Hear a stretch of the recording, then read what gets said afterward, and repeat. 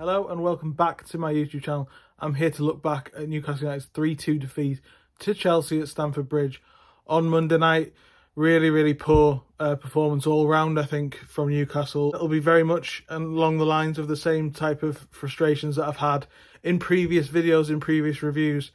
The first thing to mention is that Newcastle had I thought they'd found a system that worked with the players who were fit for Eddie Howe to select. Against Wolves, they sat deep, they pressed when the chance was there, and they made it work on the counter-attack. That would have been perfect against the Chelsea team that's struggled against that very setup. Last night, I think it would have made such an impact that I think the result would have been different.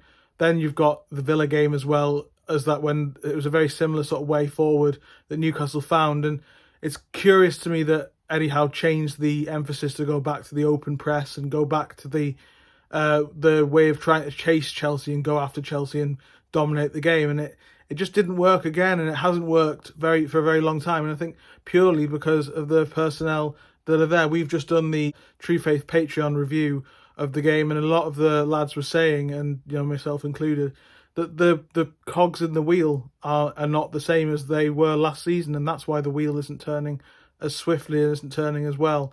Joe Linton missing is a massive issue. We've said this before. Willett coming back is a positive, but I think it worked last week the way with him on the counter-attack. His pace, his skill, his guile was good on the counter-attack. I don't think that was ever going to be likely against a midfield of Caicedo and Fernandes to break them down, because that's a very difficult midfield to dominate. As it proved, I think this game was always going to be difficult to call because both teams are so inconsistent in the way that they have played in their style. I didn't really learn anything new about Chelsea.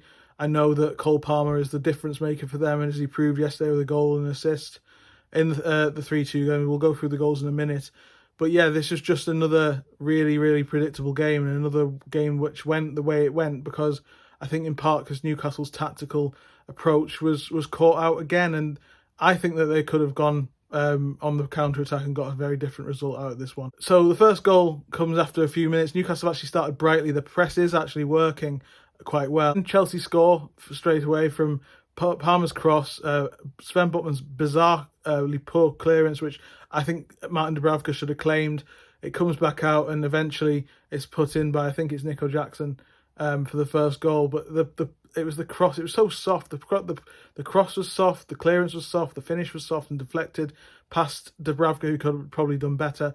And then Newcastle are chasing. And as we know, Newcastle don't do well when they're chasing a game. They haven't got a very good record from coming back from behind. But they managed to get themselves level. There was mistakes all over the pitch. Chelsea had moments of sloppiness. Newcastle had more moments of sloppiness in the end. But Chelsea's moment of sloppiness was sort of capitalised on eventually by Isak's brilliant finish. Alexander Isak with, I think, his 15th goal of the season. I might be wrong on that. Please don't quote me. But 1-1 as it was.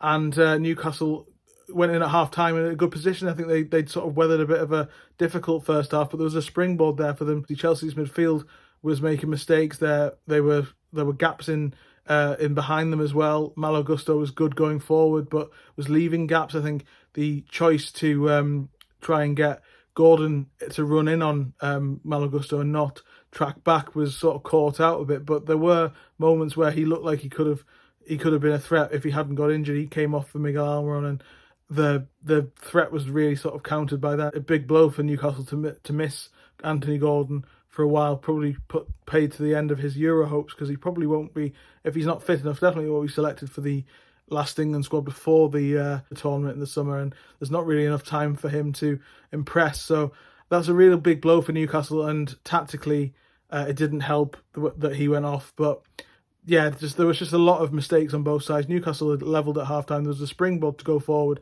It was about whoever held their nerve better, and Chelsea did that. Palmer scores by cutting inside on Dan Burn. It was really interesting the way that Chelsea targeted Burn, in the same way that Manchester City did, if you remember back in August when Phil Foden was so effective and Kyle Walker was so high up, and he provided the width and the direct running, just like Malo Gusto did in this game, and Palmer was free to cut inside and sort of make an overload in midfield, and he scored that goal. That's 2-1. Newcastle are chasing again, and at that point they didn't really look like they were in the game.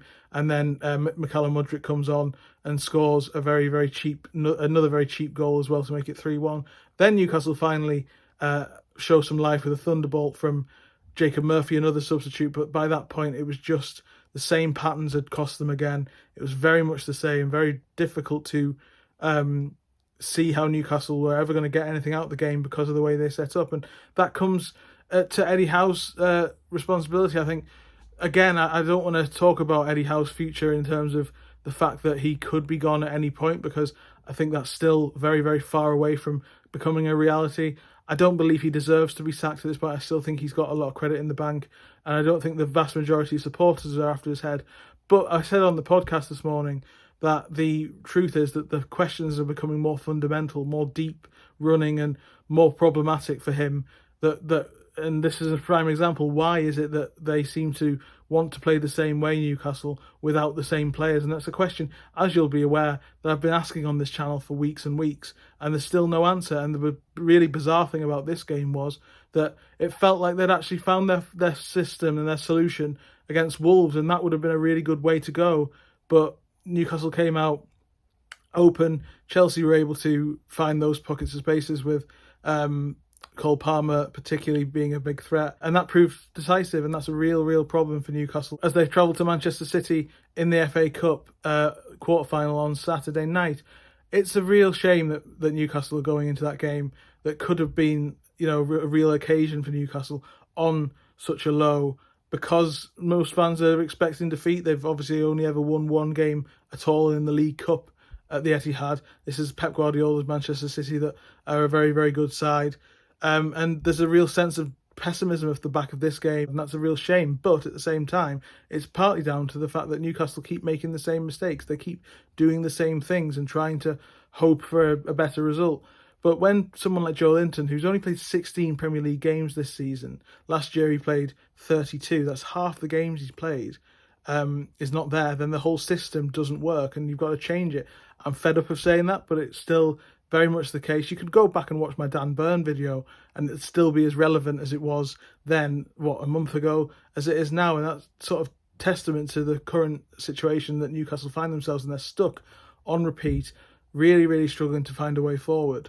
But I think more generally, the team's, the structure of the team has sort of altered a little bit, because last year when they were so effective, that they were so intense, everything about their play was completely the opposite to this season. They were, as I say, they had so much energy, intensity, purpose, and now they're so passive and sort of waiting and plodding around the pitch quite a lot and just waiting for something to happen. I think the reason for that was because the players who were so key last season throughout were Joelinton, Willock, Bruno, Botman was there all the time, Trippier was there all the time. Those players have been injured, and Newcastle have had to then try and react, and they haven't been able to do that. And the players who have come in are the players like Murphy, Almiron, Byrne, Longstaff, who are perhaps not at the level to take Newcastle to that next stage and to challenge at the top. And as we're seeing, because they're more sort of mid-table Premier League players, that's what Newcastle have become, because those players are the ones who are more often than not at the forefront. We've had injury issues throughout the team with Botman for long periods, with Trippier at the moment, with Joelinton, as I mentioned, for long periods, Willett for long periods, Isak for on and off all season, and now it could be a long spell without Gordon. So they haven't had that settled team, and that's before you even mention the Sandro Tonali ban as well, and Harvey Barnes as well. There's so many things that have just never felt like in place at the same time to give Newcastle that momentum, and that's really what's cost them. But in terms of this game, I think there's a real sense that this was, for me, mainly tactical. It was mainly about, and then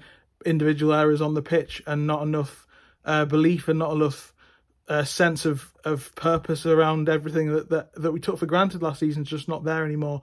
And I think those are fundamental issues that Eddie Howe does have to answer. In terms of one other thing that I wanted to discuss, I mentioned it on a previous video, but I think it's really interesting how there's a discourse developing on Twitter. And I know Twitter is very much known for the lack of nuance, but the discourse developing on Twitter that you either fall into the camp of accepting mediocrity or, if you want perspective, or entitled if you want to criticise. I think you can be both. I think you can have perspective about where Newcastle have come from, have perspective of how good the ride's been so far. Newcastle are most certainly in the best position that they've been in for 20 years. That's not changed. But also criticise the individual things and the things that are holding Newcastle back right now that can be changed. I think those two things can exist at the same time. So I wouldn't beat yourself up if you're falling for into one of those camps and looking at the other side thinking that they're wrong. I think you both be right. And yeah, Newcastle are in a position where they have a lot of things to change, but I think that evolution, not revolution at this stage, is probably the way that'll go. A little bit of a rebuild in the summer, but not major if they can keep hold of all their key players. I think that'll be the way that they'll go. They'll keep hold of their players and then add a couple of players rather than a major overhaul at this stage. But who knows? There is change coming. I'll be back later this week to preview the Manchester City game in the FA Cup. I'm actually at the Etihad on Saturday covering the game, so I'll bring you a video from the stands there. And yeah, thank you very much for joining me again, and I'll see you next time. Cheers.